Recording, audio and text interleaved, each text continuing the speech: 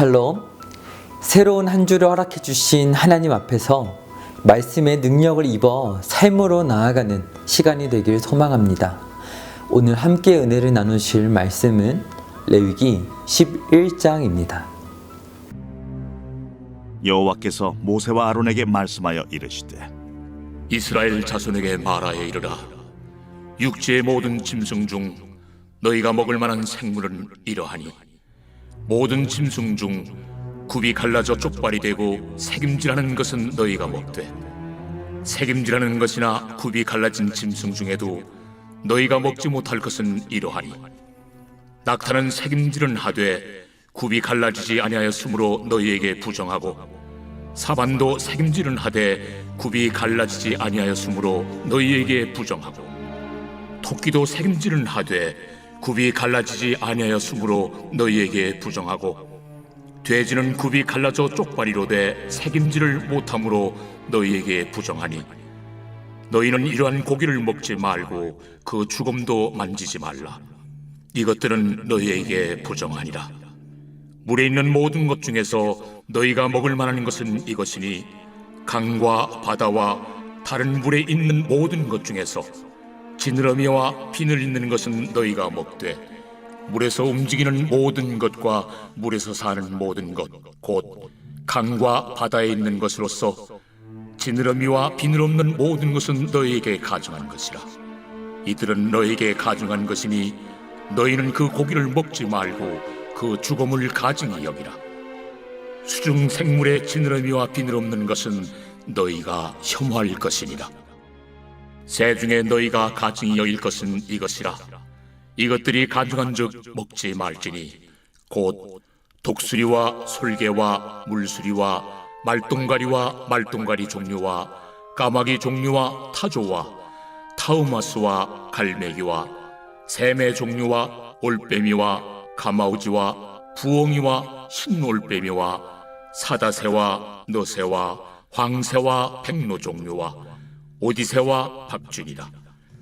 날개가 있고 네 발로 기어다니는 곤충은 너희가 혐오할 것이로되, 다만 날개가 있고 네 발로 기어다니는 모든 곤충 중에 그 발에 뛰는 다리가 있어서 땅에서 뛰는 것은 너희가 먹을지니 곧 그 중에 메뚜기 종류와 배짱이 종류와 귀뚜라미 종류와 팥중이 종류는 너희가 먹으려니와 오직 날개가 있고 기어다니는 곤충은 다 너희가 혐오할 것이니라. 이런 것은 너희를 부정하게 하나니 누구든지 이것들의 죽음을 만지면 저녁까지 부정할 것이며, 그 죽음을 옮기는 모든 자는 그 옷을 빨지니 저녁까지 부정하리라.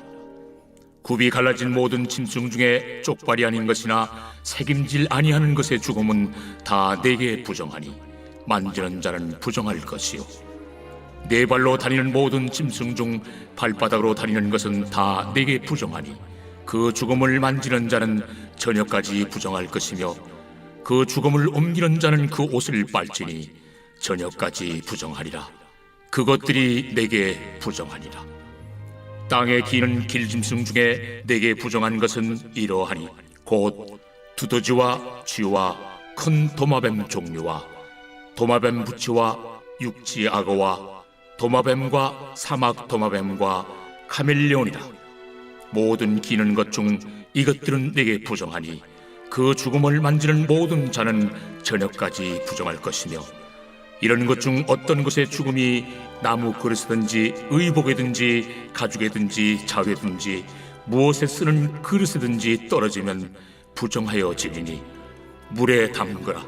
저녁까지 부정하다가 정할 것이며, 그것 중 어떤 것이 어느 질그릇에 떨어지면 그 속에 있는 것이 다 부정하여 지나니 너는 그 그릇을 깨뜨리라. 먹을 만한 축축한 식물이 거기 담겼으면 부정하여질 것이요, 그 같은 그릇에 담긴 마실 것도 부정할 것이며, 이런 것의 죽음이 물건 위에 떨어지면 그것이 모두 부정하여지리니 화덕이든지 화로이든지 깨뜨려버리라. 이것이 부정하여져서 너희에게 부정한 것이 되리라. 샘물이나 물이 고인 웅덩이는 부정하여지지 아니하되 그 죽음에 닿는 것은 모두 부정하여질 것이요, 이것들의 죽음이 스물 종자에 떨어지면 그것이 정하거니와 만일 종자에 물이 묻었을 때에 그것이 그 위에 떨어지면 너희에게 부정하리라.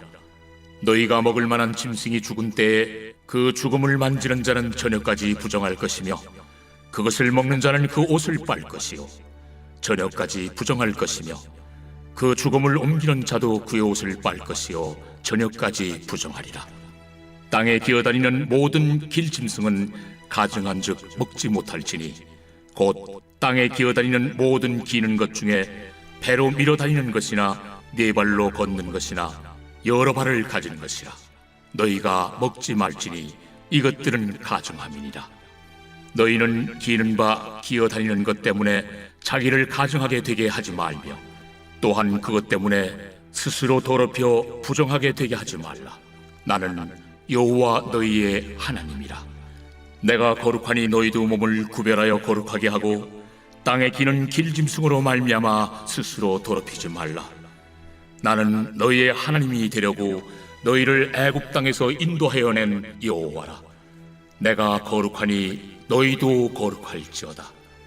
이는 짐승과 새와 물에서 움직이는 모든 생물과 땅에 기는 모든 길짐승에 대한 규례니 부정하고 정한 것과 먹을 생물과 먹지 못할 생물을 분별하는 것이니라.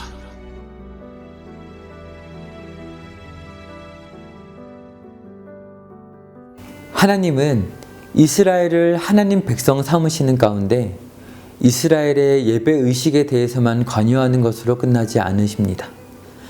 오늘 본문을 보면 거기서 더 나아가 먹는 것에 이르기까지 구체적으로 관여하고 계십니다. 11장부터 15장에 이르는 말씀은 다양한 종류의 부정함과 그 부정함에서 어떻게 깨끗게 될 수 있는지를 말씀하고 있습니다. 그중 오늘 본문인 11장은 정결하고 부정한 짐승이 어떤 기준으로 나뉘어지는지 정의를 내리고 있습니다. 1절에서 8절은 육지의 짐승에 대하여, 9절에서 12절은 물속의 생물들에 대하여, 13절에서 23절은 날아다니는 피조물들에 대하여 어떤 것이 부정하여 먹을 수 없는 것들인지 정의해주고 있습니다. 이것은 창세기 1장에서 하나님이 만물을 창조하셨던 모습을 떠올리게 만듭니다.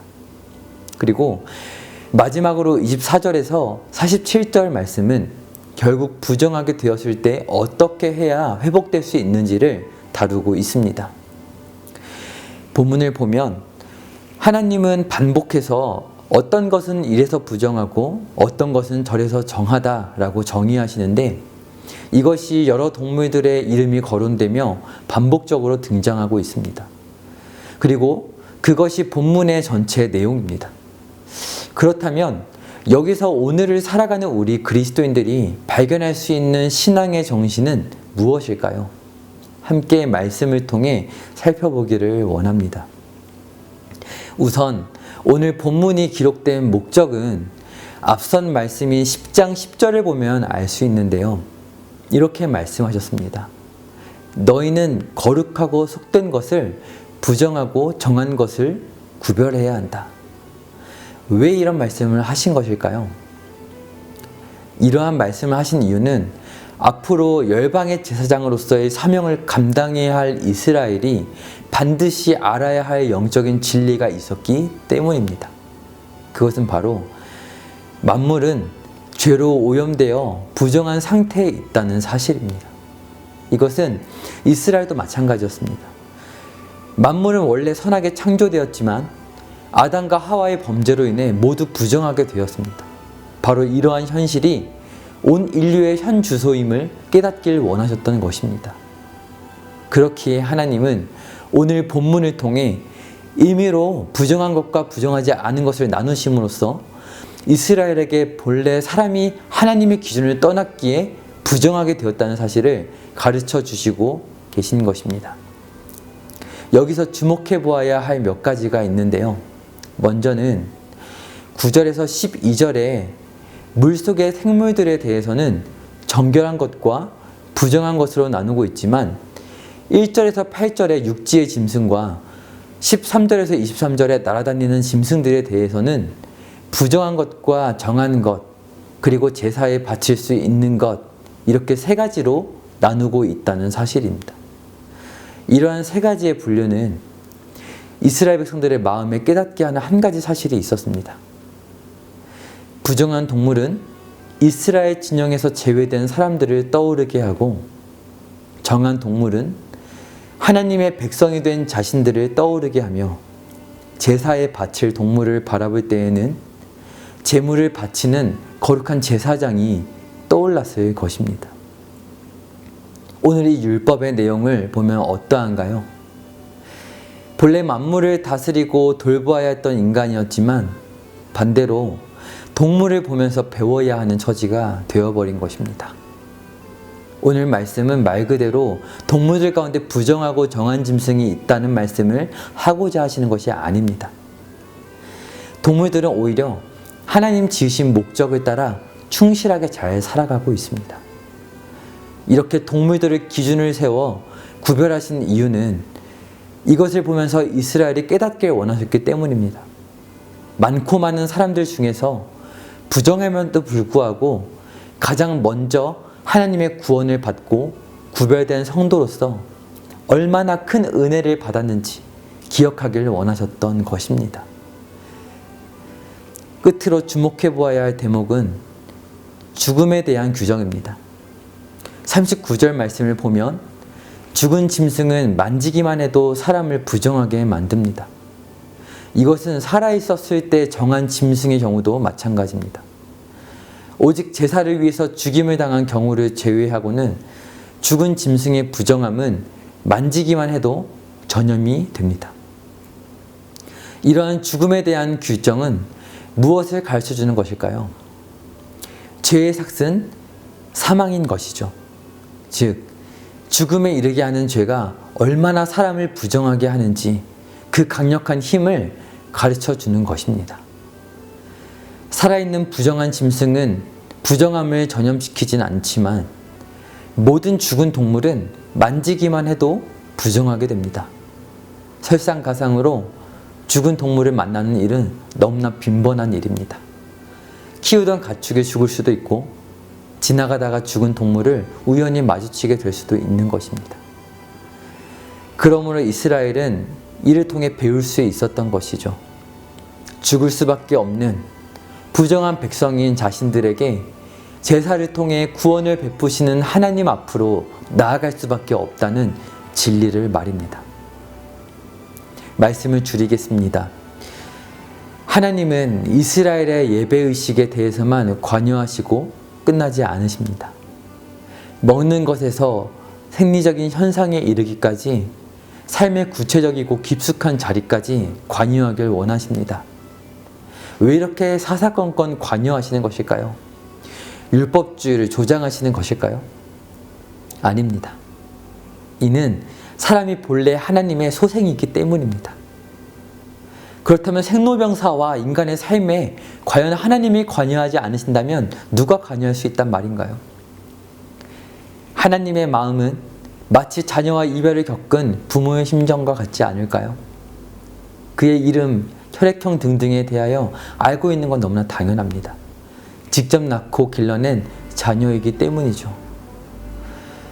그러므로 우리는 우리 삶의 속속들이 하나님과 공유하고 나누며 살아가고 있는지 돌아보아야 할 것입니다. 하나님은 우리의 예배 가운데 이러한 삶의 깊은 고백들을 소소하게 나누고 함께하길 원하시는 사랑 많으신 하나님이시기 때문입니다. 오늘 우리를 많고 많은 사람들 중에서 부정함에도 불구하고 먼저 하나님의 구원을 받고 구별된 성도 삼아주신 은혜에 감사하길 원합니다.